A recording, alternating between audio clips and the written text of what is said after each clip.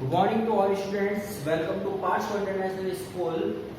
Last class में हमने कर रहे थे विभव मापी के अनुप्रयोग, जिसमें हमने पहला अनुप्रयोग किया था दो सेलों के विद्युत वाहक बल की तुलना करना। सेकंड अनुप्रयोग आज हम करने जा रहे हैं विभव प्राथमिक सेल का आंतरिक प्रतिरोध ज्ञात करना। क्योंकि हमने जब आपको आंतरिक प्रतिरोध की परिभाषा बताई थी, आज हम क्या करने जा रहे हैं, प्राथमिक सेल हमारे पास में कोई है, ठीक है, दैट इज ये जो प्राथमिक सेल है इसका हमें आंतरिक प्रतिरोध ज्ञात करना है। मतलब ये जो आज हम काम कर रहे हैं वो हमारे प्रायोगिक कार्य के अंदर भी है, उसमें हम सीधा फॉर्मूला यूज करेंगे और जो प्रोसेस होगा वो हमें निकालना है। लेकिन वो फॉर्मूला आया कैसे उसके ऊपर हम बात कर रहे हैं आज, ठीक है। तो क्या कर रहे हैं हम, विभव मापी की सहायता से सेल का आंतरिक प्राथमिक सेल का आंतरिक प्रतिरोध ज्ञात करना है। देखो हमारे पास में हमने बैटरी लगाई है, यहाँ पर बैटरी का धनात्मक सिरा जो है वो हमने विभव मापी के बिंदु ए से जोड़ा है तथा ऋणात्मक सिरा को बिंदु के से जोड़ा है, ठीक है, कुंजी के से जोड़ा है। कुंजी के का जो दूसरा सिरा है उसको हमने किससे जोड़ा है, धारा नियंत्रक से जोड़ा है। और धारा नियंत्रक का जो दूसरा सिरा है वो विभव मापी के बी पॉइंट से हमने जोड़ा है। बात समझ आ रही है। अब हमने क्या किया है, जो हमें जिस सेल का हमें आंतरिक प्रतिरोध ज्ञात करना है, जो ई सेल हमने लगाया है इसका आंतरिक प्रतिरोध ज्ञात करना है, उसके धनात्मक से हमने लो रेजिस्टेंस बॉक्स को जोड़ा है और लो रेजिस्टेंस बॉक्स का दूसरा जो सिरा है वो कुंजी K1 से जुड़ा है और K1 का दूसरा सिरा जो है वो किससे जुड़ा है, हमने बैटरी के सेल के नेगेटिव पॉइंट से जोड़ा है। और सेल का जो ऋणात्मक बिंदु है वहां पर हमने गैल्वेनोमीटर को जोड़ा है और गैल्वेनोमीटर का जो दूसरा सिरा है उसको हमने किससे जोड़ा है, जॉकी जे। जॉकी जे से हम क्या करेंगे, L1 तार पर खिसका कर उसके संतुलन की लंबाई को नोट करेंगे, ठीक है।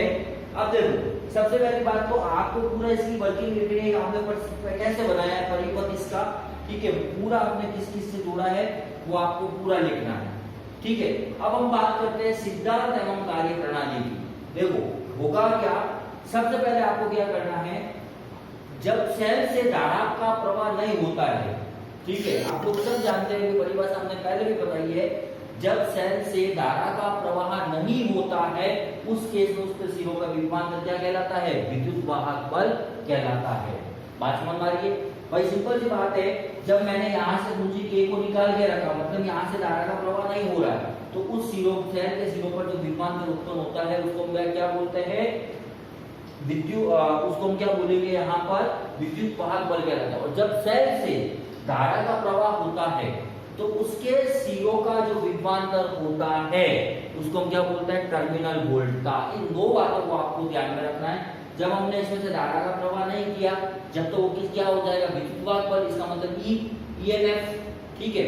और जब मैंने इसमें से धारा का प्रवाह करता हूं तो वो किसके इक्वल हो जाएगा, यहाँ पर टर्मिनल वोल्टता के, इसका मतलब V के इक्वल वो हो जाएगा। बात समझ में आ रही है। अब देखो क्या कर रहे हैं हम, सबसे पहले बात, जब मैंने ये इसका क्या कहलाता है, प्राथमिक परिपथ, उसको हम क्या बोलते हैं यहाँ पर, प्राथमिक परिपथ। और ये जो ये हमने बनाया है इसको हम बोलते हैं, हमेशा ध्यान रखना, द्वितीयक परिपथ। तो ये वाला जो प्राथमिक परिपथ है विभव मापी का, वो सब में क्या होता है, कॉमन होता है। और ये वाला क्या कहलाता है, द्वितीयक परिपथ। तो सिंपल सी बात है, जब हमने इसमें से धारा का प्रवाह नहीं किया तो उसको हमने क्या बोला, विद्युत वाहक बल। और जब हमने सेल में से धारा का प्रवाह किया तो उसको हमने क्या बोला, टर्मिनल वोल्टता। तो क्या है यहाँ पर, देखो क्या प्रोसीजर होगा इसको करने का, जब आपको पहले क्या करनी है, इसकी कुंजी को डालना है, K को जैसे आप कुंजी डालोगे यहाँ से तो क्या होगा, धारा का प्रवाह होगा। उस केस में कि केवल को यहाँ पर क्या रखना है, ऑफ रखना है। ऑफ रखने का मतलब आपको इसको कुंजी को निकाल के रखना है। बात समझ में आ रही है। उस केस में आपको विभव मापी के तार के ऊपर जॉकी को खिसकाना है और उसके संतुलन की लंबाई आपको नोट करनी है। वो संतुलन की लंबाई क्या होगी, L1 होगी। क्या होगी, L1। बात समझ में आ रही है। उसके बाद में आपको क्या करना है, आपको ये कुंजी तो डाल के रखनी है। सेकंड केस में जो K1 है इसको भी आपको डाल के रखना है और उस केस में आपको जॉकी को विभव मापी के तार के ऊपर खिसका कर संतुलन की लंबाई का मतलब क्या हुआ, गैल्वेनोमीटर के अंदर क्या देख लिखना है आपको शून्य विक्षेप की स्थिति प्राप्त करनी है और वो आपको नोट करनी है। बात समझ में आ रही है? तो हमने क्या लिखा था यहाँ पर, जब सेल से धारा का प्रवाह होता है तो उसके सिरों का विभवांतर क्या कहलाता है? विद्युत वाहक बल कहलाता है। ये अपना परिभाषा पहले भी बताई, ठीक है। जब सेल से धारा का प्रवाह होता है तो क्या कहलाएगा? ठीक है, नहीं होता है तो क्या कहलाएगा? उसका विद्युत वाहक बल कहलाएगा। और जब सेल के सिरों से धारा का प्रवाह होता है तो उसके सिरों का विभवांतर क्या कहलाता है? टर्मिनल वोल्टा। बात समझ आ रही? क्योंकि हम जानते हैं टर्मिनल वोल्टा की परिभाषा, that is V is equal to E minus IR। Terminal voltage की परिभाषा क्या होती है? V is equal to E minus IR, और इसको हमने पहले भी बताया है, ठीक है। तो IR की वैल्यू निकालेंगे तो IR is equal to E minus V, right. तो इससे R का मान हमने निकाला तो कितना हो जाएगा? E minus V upon I, E minus V upon I, ठीक है। I अपॉन में चला जाएगा इसके। नाउ ओम के नियम के अनुसार हम जानते हैं कि V is equal to IR होता है और I is equal to क्या होता है? V upon R। विभवांतर तथा प्रतिरोध का जो अनुपात होता है उसको क्या बोलते हैं? धारा बोलते हैं। तो I is equal to V upon R। Now R is equal to E minus V upon V upon R।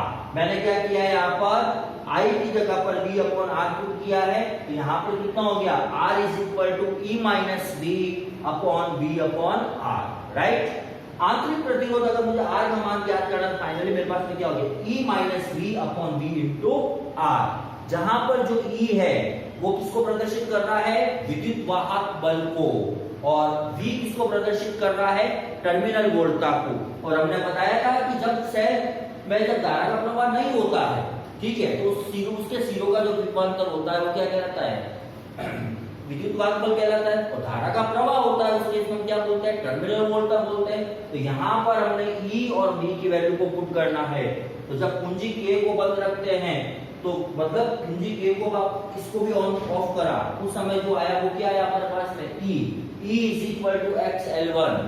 जब कुंजी K को बंद रखते हैं तो जॉकी J से विभवमापी के तार को खिसकाकर शून्य विक्षेप की स्थिति प्राप्त करते हैं। माना शून्य विक्षेप L1 लंबाई पर प्राप्त होता है तो E is equal to क्या हो जाएगा? XL1। अब कुंजी K1 को भी डाल दो आप, बात समझ आ रही है? अब कुंजी K1 को डालते इसमें से धारा का प्रवाह शुरू हो जाएगा, ठीक है। तो वो क्या हो जाएगी? टर्मिनल वोल्टा हो जाएगी। तो यहाँ पर आप कुंजी K1 को भी लगाकर जो कि J से विभवमापी के तार पर खिसकाकर शून्य विक्षेप L2 की स्थिति प्राप्त करते हैं। Now V is equal to XL2, ये क्या हो जाएगा? टर्मिनल वोल्टा। और मान लो टर्मिनल वोल्टा का संतुलन की लंबाई क्या है? L2 है, तो V is equal to XL2। Now यहाँ पर E की जगह पर हमने पुट किया है XL1 माइनस V की जगह हमने पुट किया है XL2 अपॉन V है तो इसकी जगह पर भी हमने पुट किया है XL2 इनटू R। R क्या होगा? यहाँ पर प्रतिरोध बॉक्स में से निकाला गया प्रतिरोध। आपको इस प्रतिरोध बॉक्स में से 1 ओम, 2 ओम, 3 ओम निकालकर रीडिंग नोट करनी है, पाठ्यांक अलग अलग स्थिति में नोट करनी है। तो क्या हो जाएगा? X कॉमन लिया तो यहाँ पर R is equal to L1 minus L2 upon L2 into R। Now small r, that is आंतरिक प्रतिरोध is equal to L1 minus L2 upon L2 into R। ये जो सूत्र होता है वो सेल के आंतरिक प्रतिरोध को ज्ञात करने का सूत्र होता है। और आपको एग्जामिनेशन में डायरेक्टली आपको इसमें पुट कर सकते हो कि सेल के आंतरिक प्रतिरोध का फॉर्मूला क्या होगा? R is equal to L1 minus L2 upon L2 into R।